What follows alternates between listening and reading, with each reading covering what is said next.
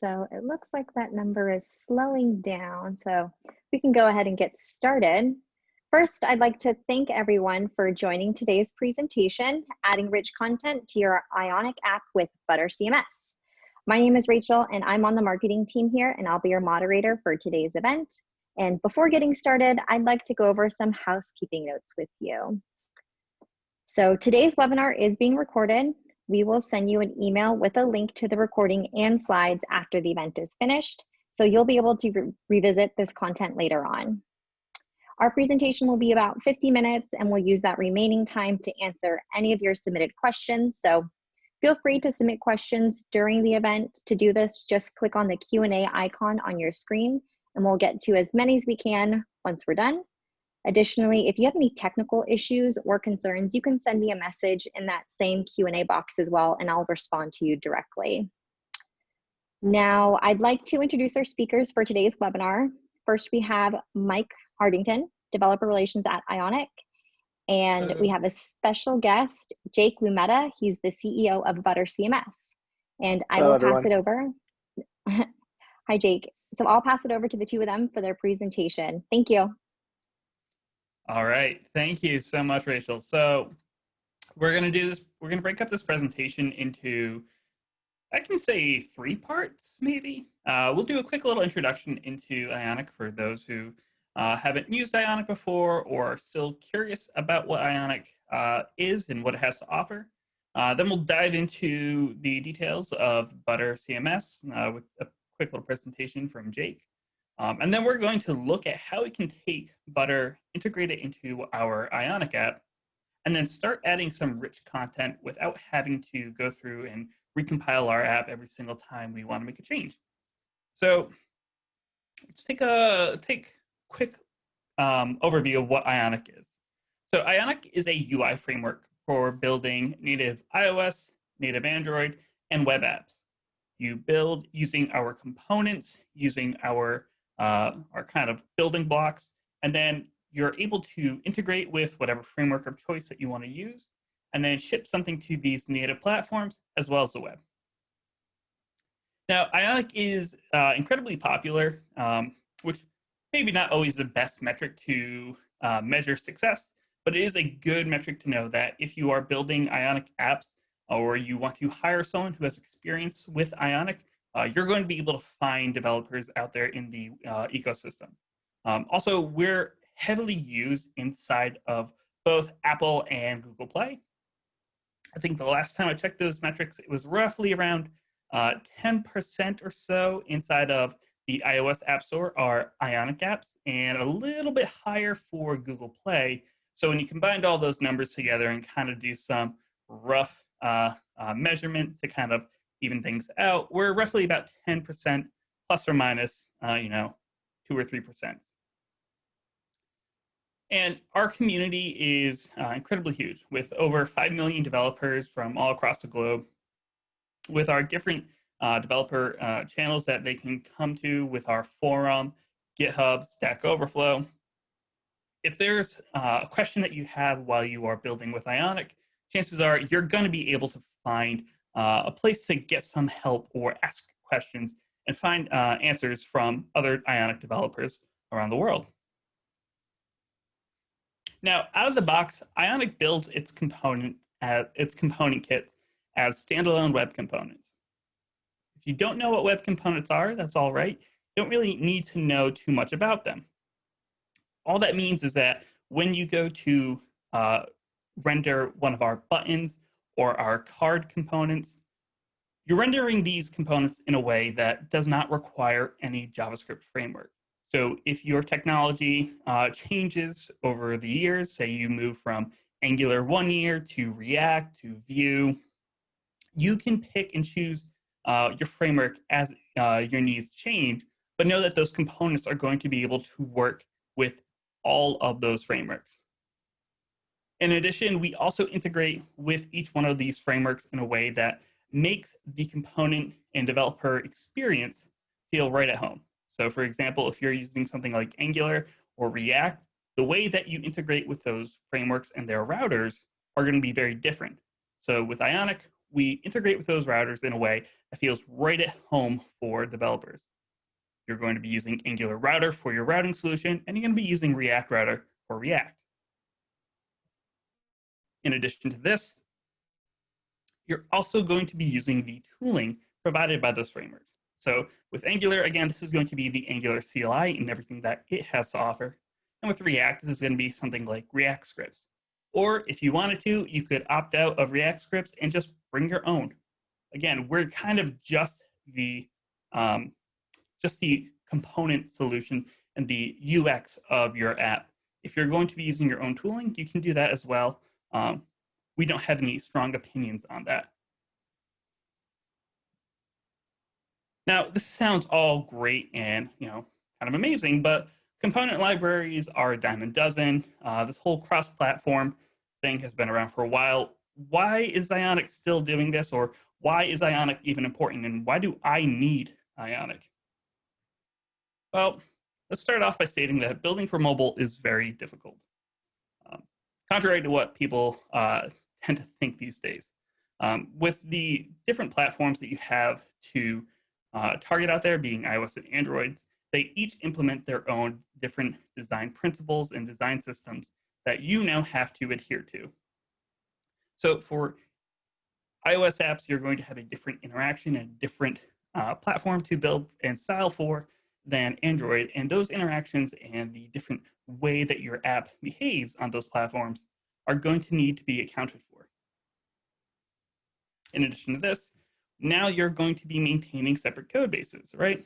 As you are building out your iOS app, it is going to have some sort of features that are specific to iOS, then some specific features for the Android version, meaning as you start to build out your app and it starts to grow and become a much more mature code base, there's going to be some divergence in features, and what may be fixed in one app is now going to be needed to be fixed in another app, and it's just going to start to get confusing. So different code bases, different platform styles and design principles. Another thing is, if you don't know these languages and these platforms, and you don't know how to build natively for iOS or Android, that's something that you now need to learn. And if you are just one developer trying to do a side project on your own, this can be a big investment for you. Just trying to learn these platforms can be a daunting task. And if you are an executive or higher up and you're trying to build out your team, well, there's going to be a lot of onboarding for all of these teams and all of these different projects, as well as financial investment in it. iOS and native developers are not cheap. There's a reason why we are all in the technology industry. It's a well-paying gig, and we get top dollar. As company owners, you're going to have to pay that.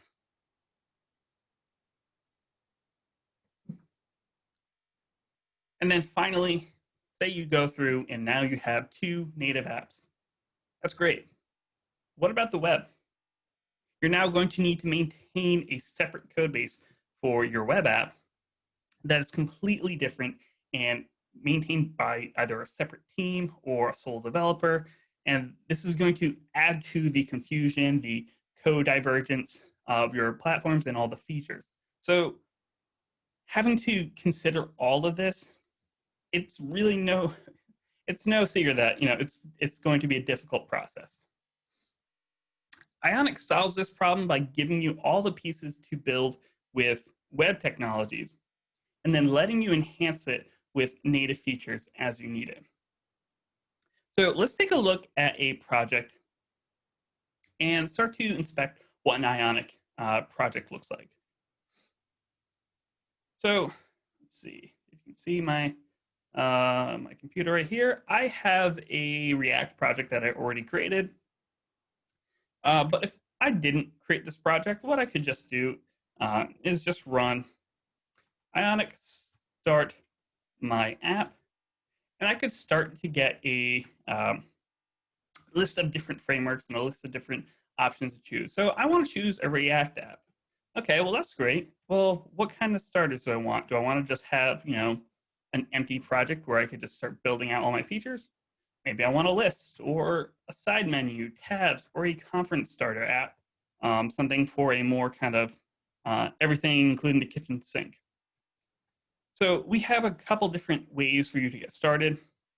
I'm not going to run this command or create a new project because I already have it in there, and time is running right now.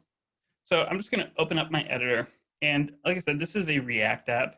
So if you're not familiar with React, it's just a JavaScript framework from Facebook that allows you to build your web app entirely driven by JavaScript in this language, embedded language called JSX. So we have our app over here where we have this index.tsx.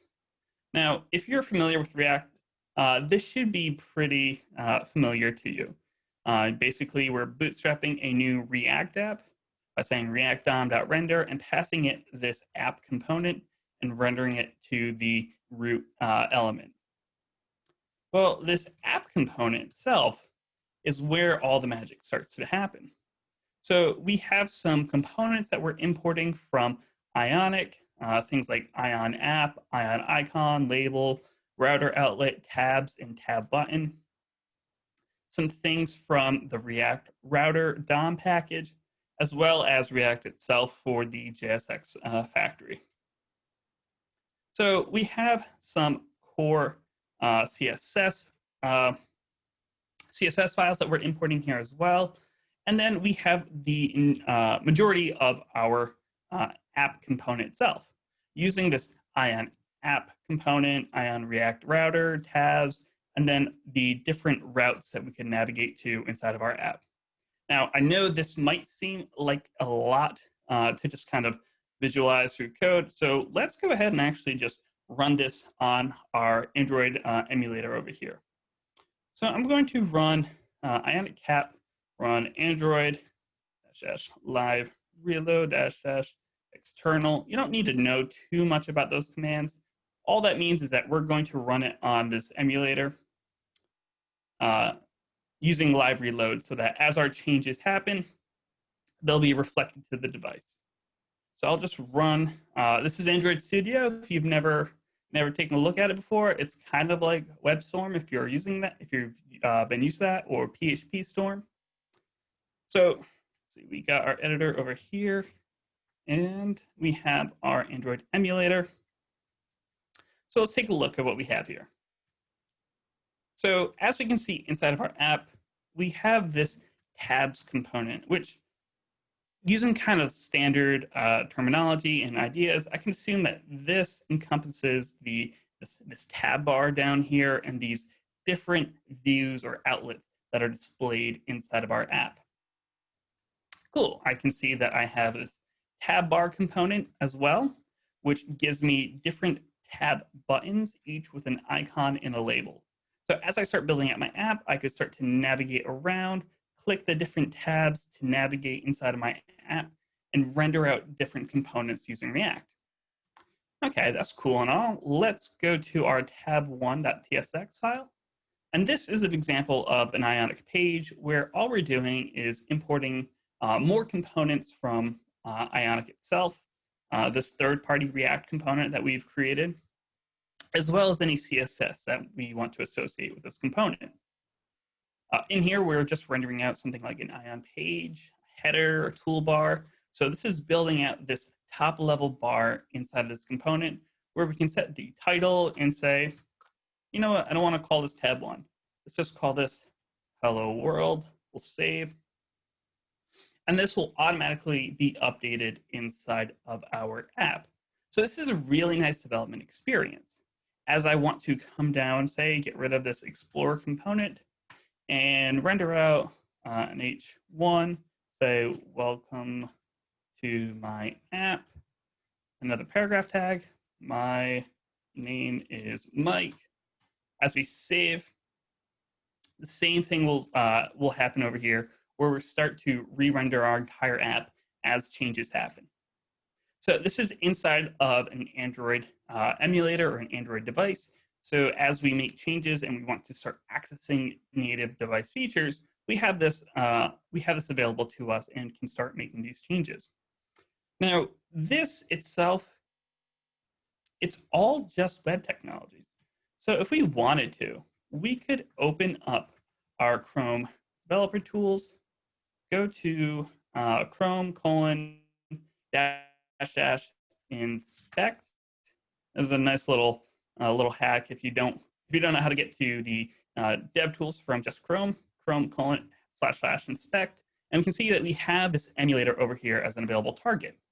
So we can click inspect, go over to our elements tab, and we can start to inspect our app. So all of this, like I said, is just rendering out standard web components or standard HTML. So we can start to dive into this and then inspect the different portions of our app as we would any web app. As we want to deploy to the a web version of our project, for instance, if we want to just go ahead and say, let's look at a live app that's already been deployed to Firebase hosting, we can have that app up here as well and start to navigate around, loading up different aspects of our app, and know that, yeah, this is just the web app. This is just the web doing what the web does. So it's kind of like a whirlwind tour of Ionic, what you can do with it, what are some of these components, how apps get built, some different things to consider. Now, this app is great. It's just a little tabs-based app, but what if we wanted to take this a step further? How can we start to make our app dynamic and start to accept content from outside of our own control? For instance, anything that I changed inside of that app, I needed to make the changes to the component and to the template itself. What about rendering out dynamic content from some other service or some other content management system? Now, this is where ButterCMS comes in and really helps us out. And instead of me trying to explain what ButterCMS is, I'm going to actually pass it over to a video that we got from Jake, giving you an overview of what ButterCMS is and how it can help you out in your app. So I'm going to stop my video real quick and then play the video. Hey, I'm Jake, the founder and CEO of ButterCMS. I'm excited to show you what you can accomplish with Butter and Ionic. First, I just want to give you a quick background on Butter and what we do. So ButterCMS is a SaaS-based headless content management system. Companies and agencies use us to enable their marketers and their clients to manage content. So, to do content marketing, write blog posts, etc., without needing to rely on the development team or developers to make these changes. Butter was born out of a personal pain that I experienced with leading engineering at previous startups. And that pain was trying to get WordPress to work with a modern tech stack. It was a slow, painful process for the whole team, developers and marketers included. It wasn't smooth to say the least. So Butter was really kind of born out of that as a fresh take on how a modern CMS should work. Traditional CMSs like WordPress have served our industry well, but they weren't designed for today's development environment and working with platforms like Ionic. So what is Butter? As I mentioned, Butter is a headless CMS. We're SaaS-based, so that means we host the content editing dashboard and global content API infrastructure. So your team logs into the Butter dashboard and you manage content there. And you, the developers, will then pull that data into your website via our content API, which returns data in a JSON format. So we host and maintain the data, but you define your own custom content models within Butter. Again, we're SaaS, so that means we handle the security and scaling for you so that your team can focus on the most important things like your core business and product. So Butter's been designed from the ground up to be very developer friendly and seamlessly melt into any modern frameworks like Ionic. So as you can see here, we have a full guide for integrating content from your Butter account into your Ionic app, as well as a full open source starter project that you can take a look at to see what an Ionic project looks like with Butter integrated into it. So let's dive in. This is the ButterCMS dashboard, and I'm logged into the Ionic account here. I'm just going to give you kind of a very quick overview of what we're going to cover today. So when you log into the Butter dashboard, you'll see on the left-hand side, we have three core solutions, really. The first one's blog posts. So basically, we have a pre-built blog engine that you could just drop into your Ionic app. It's great for the blog use case, news, articles, that kind of content. And really, it's just, why reinvent the wheel? Don't build your own blogging solution. We have it built for you. It's plug and play, really easy to drop in and use. The second solution is Pages. So Pages allows you to build totally customizable page models. And we'll go through this in depth later in just a bit. But you can build SEO landing pages. You can power your homepage, build a knowledge base, e-commerce promotional pages. It goes on and on. It's really, really flexible and customizable. And then the third solution is collections. So collections are tables of data that you can either reference and connect to your pages, or you can directly query. Directly query collections from our API to enable even more content use cases. So very quick overview, but again, we're going to really dive into Pages here. So for today, we're going to explore setting up a page in Butter. So to set up a page in Butter, you go to the Pages dashboard, and we'll click on Create a New Page. So what you see here is our Page Builder UI. And on the left-hand side, you have a list of all the different field types you can use to compose your pages. So when you're setting up a page in Butter, you're really sort of defining like the content model or the schema for your pages. And you can use all of our different field types as the building blocks for your page. So you can create sort of, infinite amount of different permutations of content models. We have, more complex and advanced field types, which I'll dive into in a bit, such as our components, our component picker, our repeaters. But we also have really simple field types, like a short text field, a media field, and a WYSIWYG field. So just to get a feel for, what this is like, let's just create a really simple page that has a headline that's a short text field. It has a hero image that's a media field, and it has a WYSIWYG field for the body. You can go in here and you can really fine tune and say which fields are required. You can say it must match specific patterns, min max length, like all that kind of stuff. But just to keep it kind of simple here, let's go ahead and create this page as is. Simple page. So now what we see is this is the content editing UI. So so the previous page was the content modeling side. Now this is the interface here that your team, your marketers, your clients would actually use to manage the content for this page. So this is where you actually go into and like these. This is the headline, right? So you can go in here and actually start interacting with and building out the content. And then here's the WYSIWYG field. It works just like you'd expect. You can do headlines and that kind of thing. This is really cool.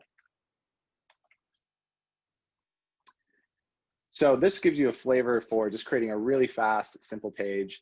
If we take a look at our API Explorer, this is a cool thing where you can actually see how this page is returned from our API. So this is an actual live production API call. So that kind of shows you how fast it is just to get up and running. And then here is how this particular page is returned and its content. As you can see, it's a really simple format of JSON data. All the page data is basically nested under the fields parameter, or attribute rather. And yeah, so it's super easy to integrate into your app. And that's something we really kind of pay attention to as far as making it really easy to work with and get integrated and up and running in your Ionic app. So that's a simple page. Now let's take a look at a more interesting page. So here's the Ionic Framework website, and we're on the enterprise page.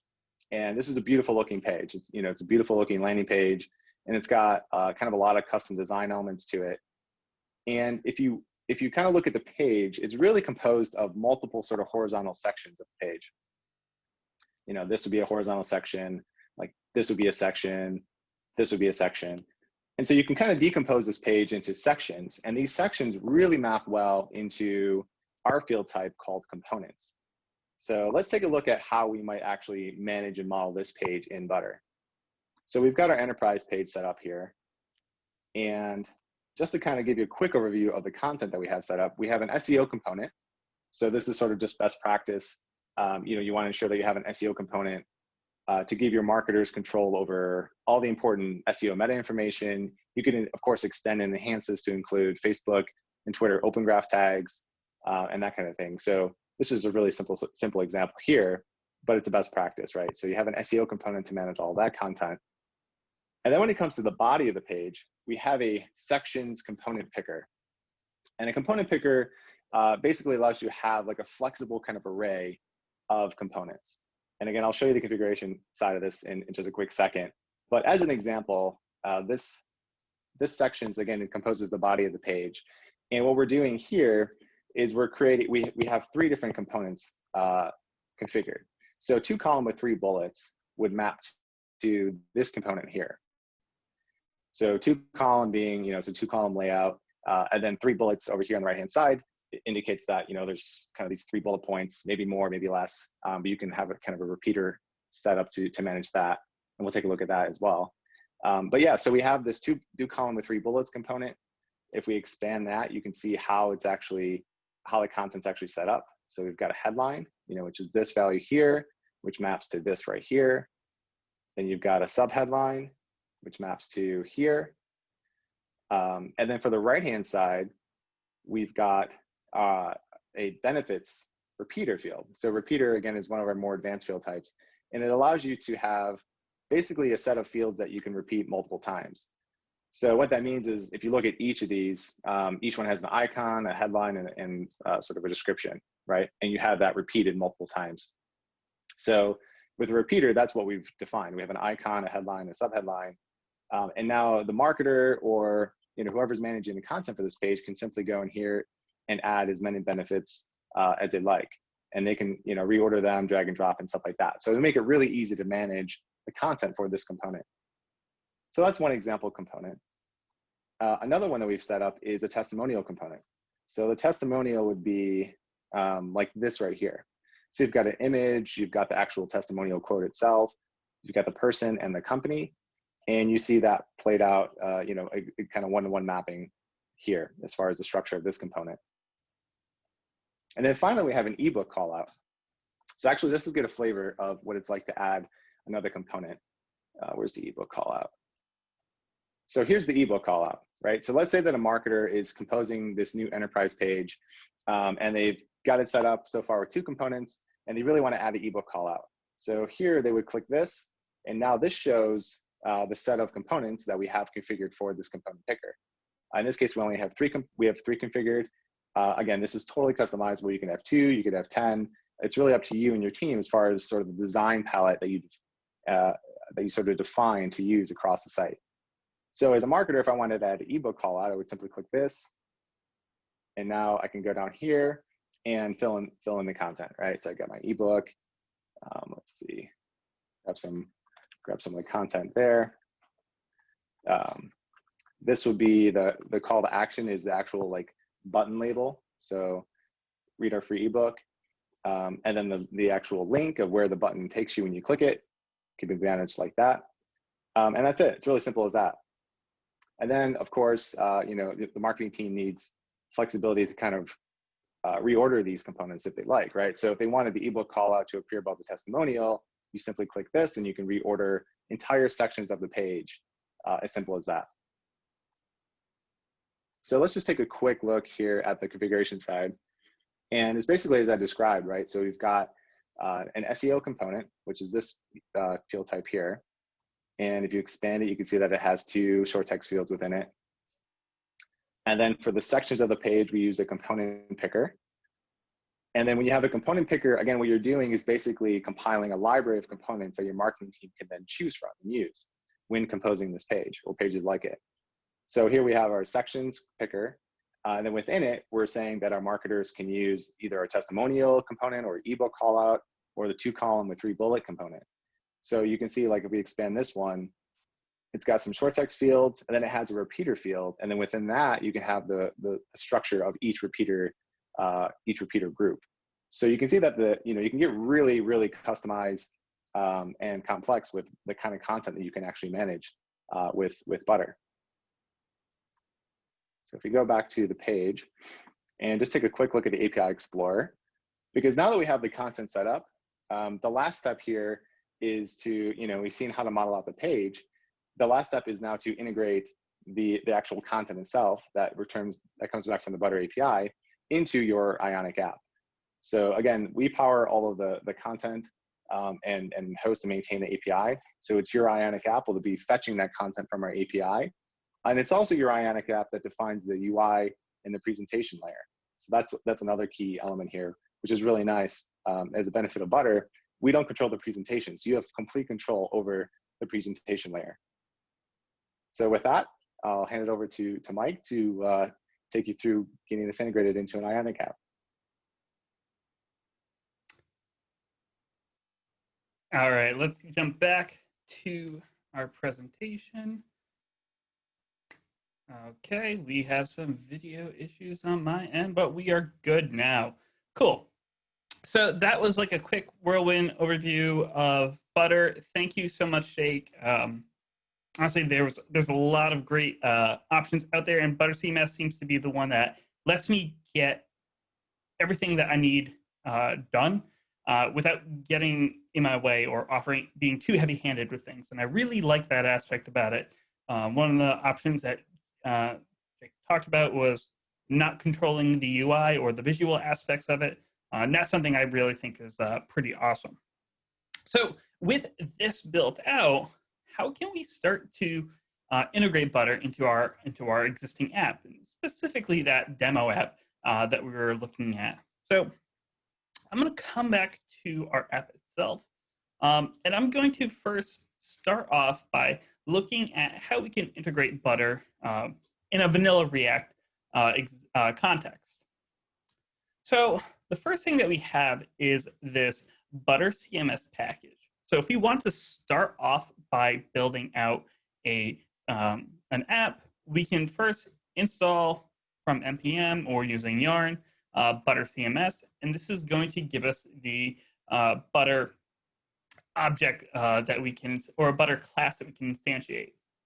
We'll grab a token, and in this case, I'm just using an API token that's coming in through my process.env, so people cannot copy and paste this token just in case. And then all I'm going to do is export this new instance of the ButterCMS API by passing in my token. And because I'm using TypeScript, I'm just going to coerce the type in this case to be a string instead of potentially anything else that it could be. So our Butter API is all set up. And really, this is all we need, just this new instance of the Butter client. So we'll save this, and let's go over to our tab 2 page, because I feel like this is the right place to start to add Butter into our project. And what I'm going to do is first take an import statement and just import the Butter API from our utils. So this is just saying, no, haven't used it yet, but now with this in place, we can start to add Butter to our actual app. So what I'm first going to do is just actually some standard React best practices for getting data into our app.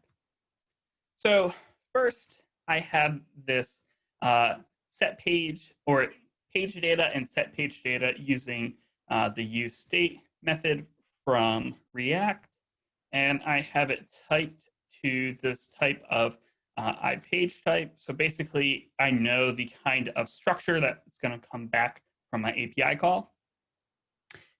Down here, we're going to utilize React's useEffect callback, where we are going to make a request to the Butter API, and we're going to use butter.page.retrieve, passing it in a page type and then the page itself. So this is basically going through just getting the actual data from our dashboard.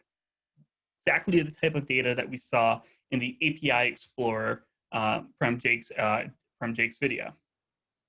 And then once that data comes back, we're going to use React's kind of set state approach with this res.data.data to just destructure all of our data, or all the results that we want from our API requests, onto this page data variable.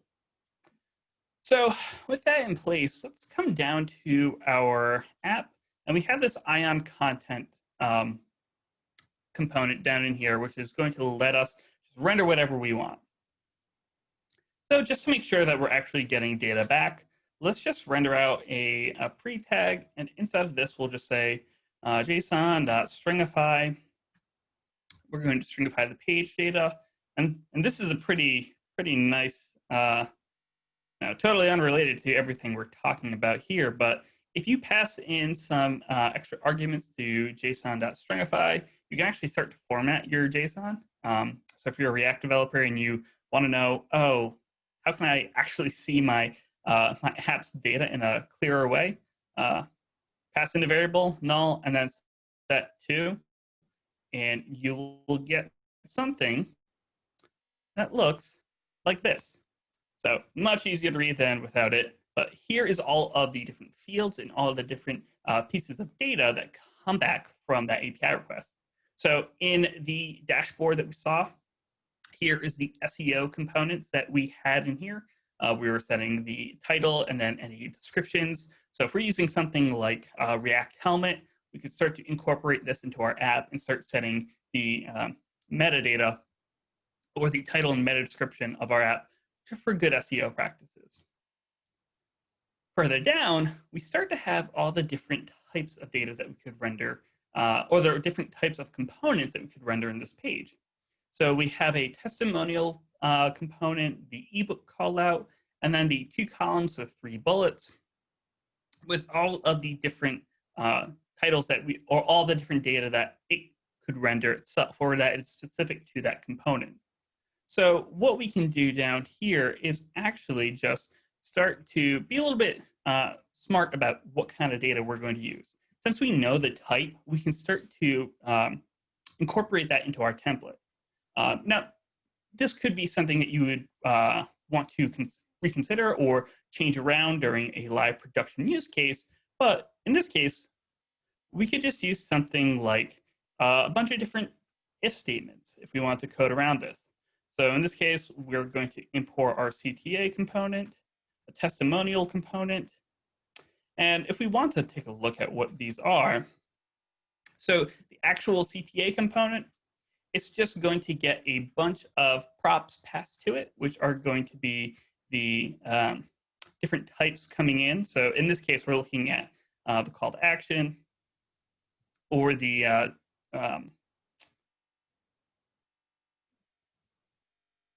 this is the 2 column with 3 bullets example. I wonder why I called it CTA. Either way, we have the headline, subline, call to action URL, and then the different benefits.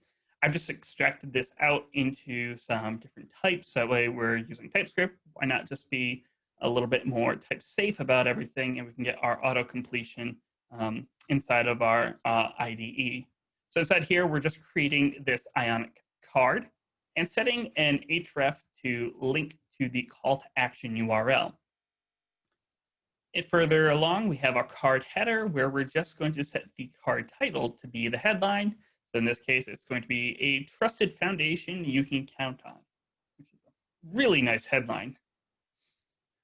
Further along, we have our card subtitle, which is just going to be obviously the subtitle inside of our component type. And then we can go further along into the different benefits that we're going to extract from our component. And we're just going to map over them, rendering out a different item, the icon associated with that item, and then the benefit .headline that's listed in each one. So this is all well and good. And essentially every single component in this little, case here works the same way, where we just spread out all the different properties associated with each one of our components. Let's just do a quick little format. And with all of that done, we can start to save. And now let's get rid of the little JSON format, because we don't necessarily need that right now. But here we can start to see all of the different aspects. We can come back to our app right now.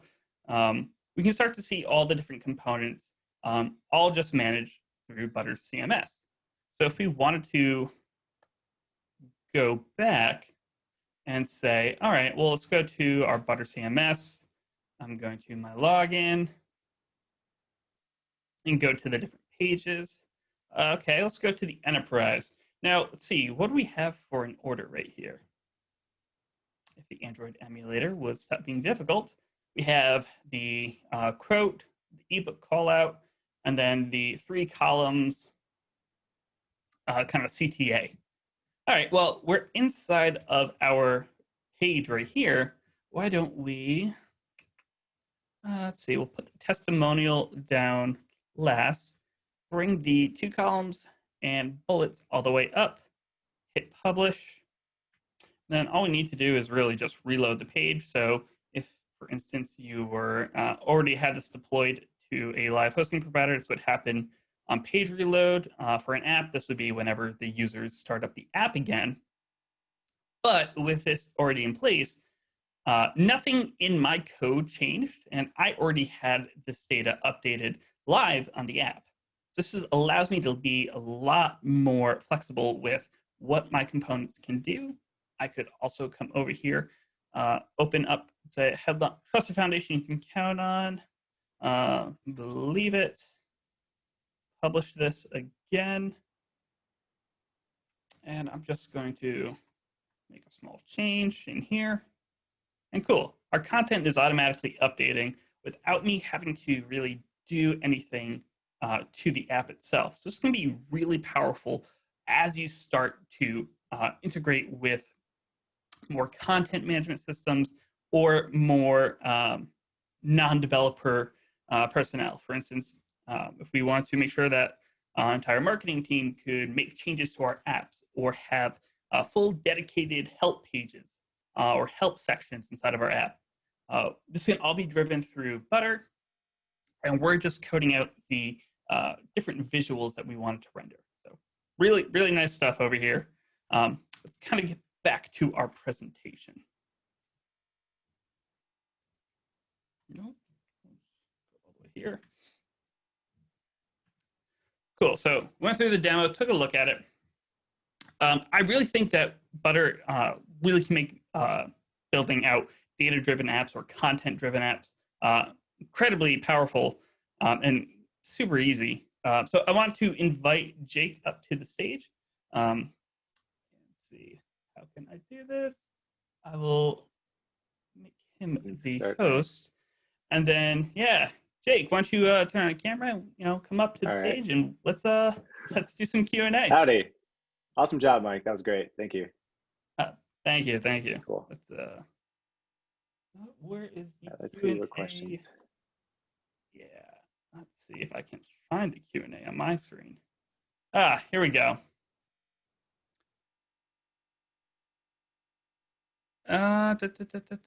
Cool. So we have some questions here already. Let's go through and start to look at them. So this is going to be specific for Butter, Jake. So you can control all the presentation layer in Butter instead of handling it inside of your app. What's the concern there between making sure that the content that you want to create inside of your CMS and then the templates or the logic that you have in your app, how concerned are we with making sure that those don't become out of sync, or we create a component that doesn't fit into our template? Gotcha. Yeah, so getting active for the content layout.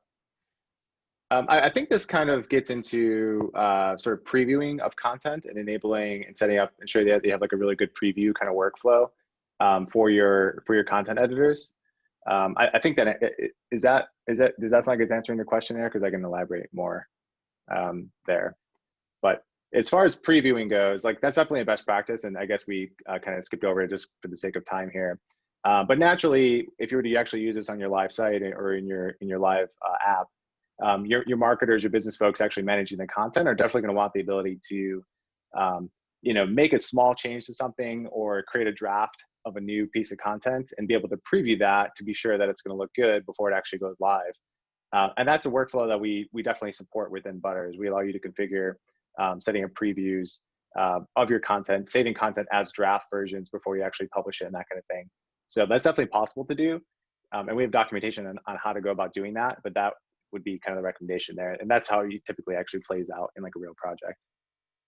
So you would expect there to be some kind of process in place already for you to say, okay, well, if we're going to add some changes or add some new pieces, we should at least have some kind of a staging environment or some kind of way to preview those changes before deploying live.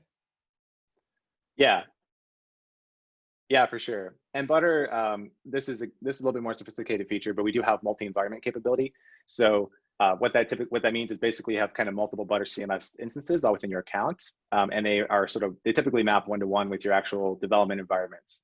So you'll have a production ButterCMS instance for your production site and apps, and then you'll have like a staging instance that you can use to preview content and stage content there, as well as make schema changes and that kind of thing.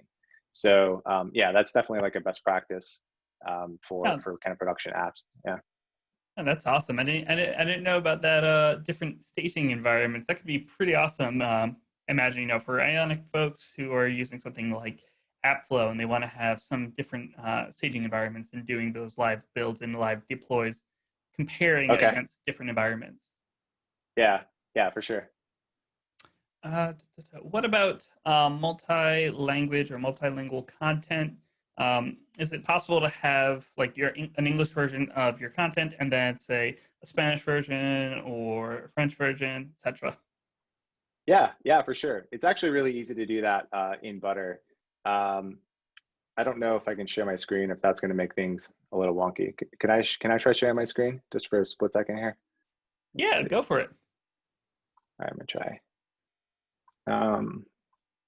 Cool. Just doing this live here. But this is the localization UI. So basically, this is if you go into the settings of your account and you go to the localization tab, it's literally as simple as this. So basically, you just go in here and say, specify what are the locales you want to support. So in this example account, we have English, and you can configure the API slug to be the locale slug. So EN, German for DE, Spanish is ES. And once you've done this, then all of your content can then be translated into all of these different versions. So this is a staging environment here, so we might have some test data, but let's just give you a quick example. So here, now you see, this is the page editor. And now you start to, we introduce like basically a localization control where you can go in here and pick the different locale that you want to translate. So here would be, English version. And then you can go over to the German version. Oops, switch over to German here. And then save it as German, save draft. And so you can translate the content that way. And then to fetch it out of the API, the only thing you would need to do is simply add locale equals, and then the locale string to the parameter, or to the API call. So it's literally just another API parameter that you pass in and define the locale that way. So in that case, yeah, great question. So in that case, like is that in that star? When I made my request to retrieve the page, I sent in the star, then the actual page that I want to retrieve. That's where I could set all those different parameters, correct? Yeah, exactly. Yeah. In your case, you would have you would add another parameter to that call, and you would pass in like a dictionary of parameters to that API call. Yeah, exactly. Okay, awesome. So yeah, hopefully that should be able to answer your question. This is really great. Yeah, great question. Yeah, I think we already answered repeat question. Here's another great one. What's Butter's SLA for uptime and availability in case something happens either through your ends or through customers' ends? What's your protocol for that? Yeah, great question. So for SLAs, we have contractual SLAs available in our enterprise plans, and those are very flexible to whatever your kind of internal needs are. As far as how many levels of nines you need. So we definitely offer SLAs for enterprise customers.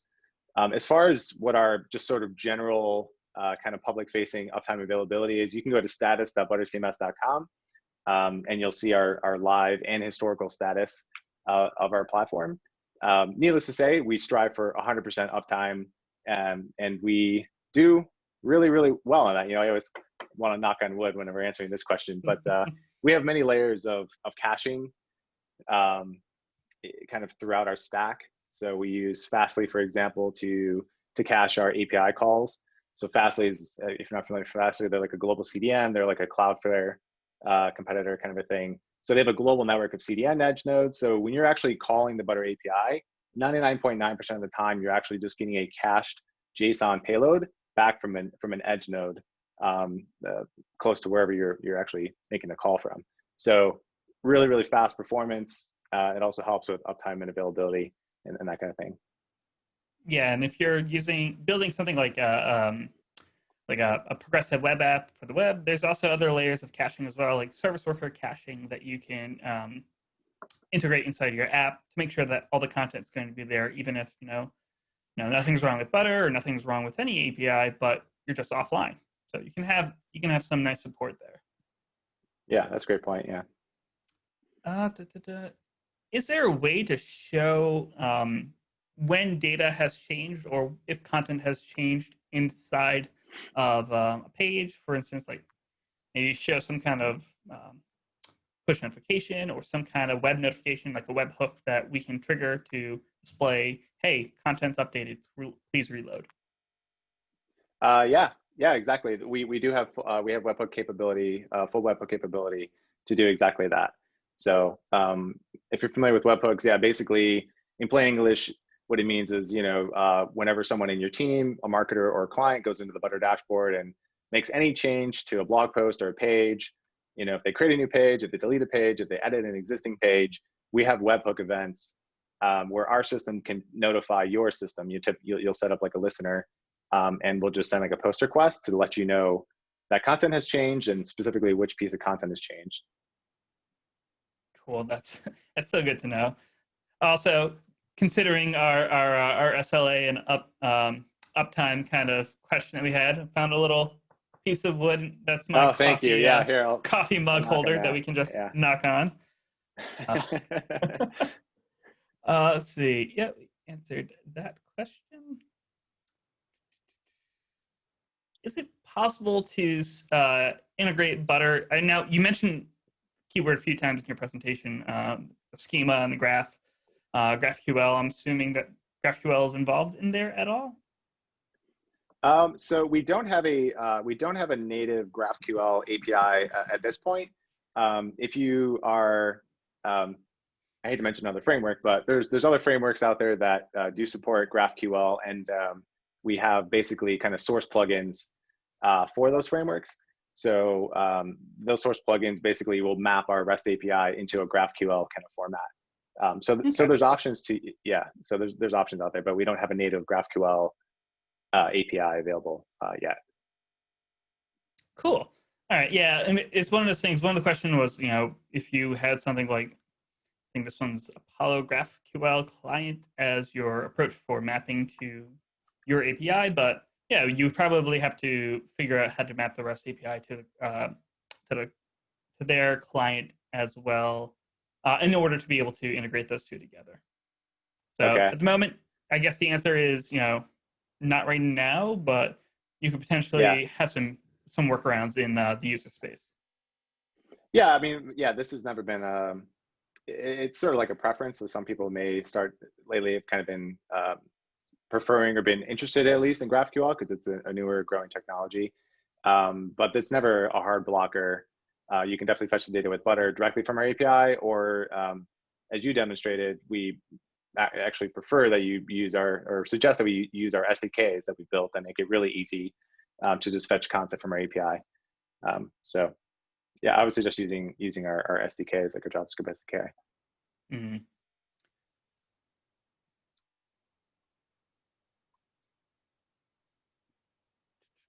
Okay, this one is, I'm gonna see, maybe you'll be able to understand what the question itself.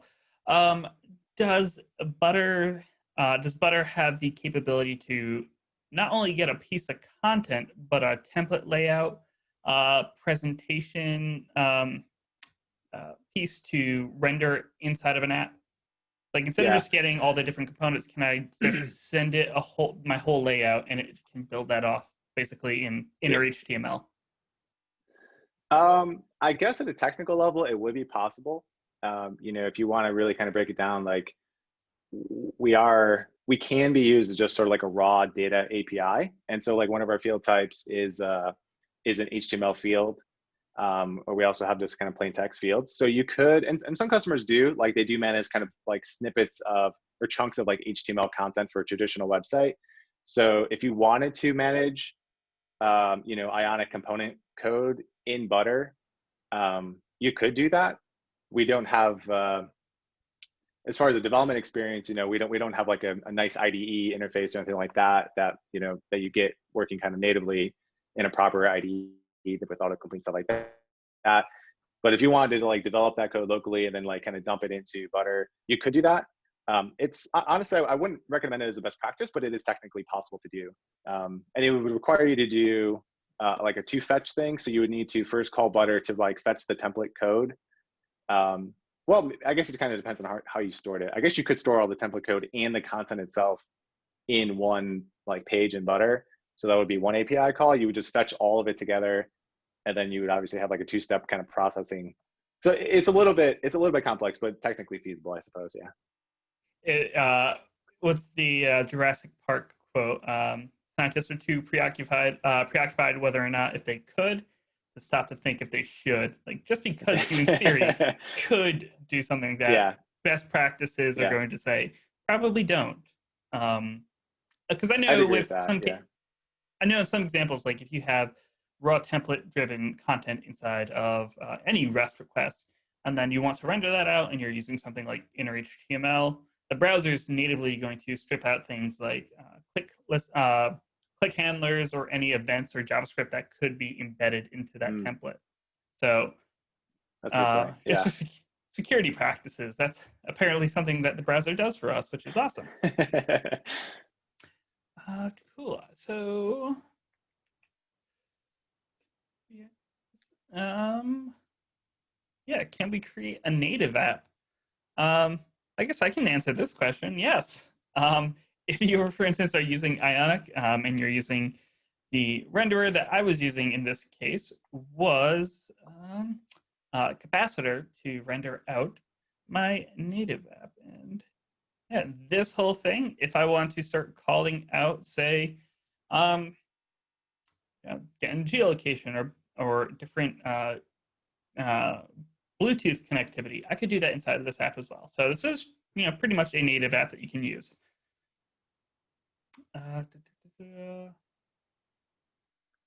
And here's another great one. Can we make different modes for appearance? For example, in dark mode, and this is something I think more for Ionic. And I can just answer this real quick by just saying, we'll run my development server real quick here. Actually, you know what? I can just show off that app that I had before. This is a real live app that I've been maintaining for some time. And I just have like a little toggle here. So yeah, if you want to toggle different experiences, like light or dark mode, dark light, yep, we can toggle that. We can toggle custom user themes as well. So totally something that you can do. Hey Mike, sorry, I didn't see your screen, at least on my end. Oh no! I see the Q&A slide. Okay, here we go. We can just go to the live app itself. Okay, try that one more time. Cool. So we're toggling light and dark mode. If we were to deploy this to, say, your iPhone or Android device, you'd be able to integrate that and support that as well. So yeah, you can toggle that. Awesome. Cool. So I think for time, we are kind of at our time limit. Thank you so much, Jake, for joining us. Thank you for everyone for your questions. We hope you all have enjoyed this presentation. Thank you and see you next time. Thanks everyone. Thanks, Mike. Cheers. All right. See you all.